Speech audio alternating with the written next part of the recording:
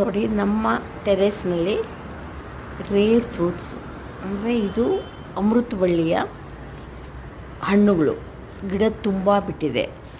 ಈ ಹಣ್ಣುಗಳನ್ನ ನಾವು ಬೇರೆ ಕಡೆ ಹಾಕಿದ್ರೆ ಅಮೃತಬಳ್ಳಿ ಗಿಡ ಈಸಿಯಾಗಿ ಬರುತ್ತೆ.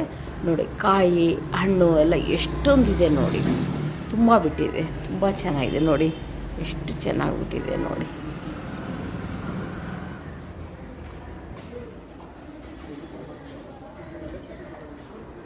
ಅಮೃತಬಳ್ಳಿ ಎಲ್ಲರ ಮನೆಯಲ್ಲೂ ಇರಬೇಕಾಗಿರುವಂಥ ಗಿಡ ಇದು.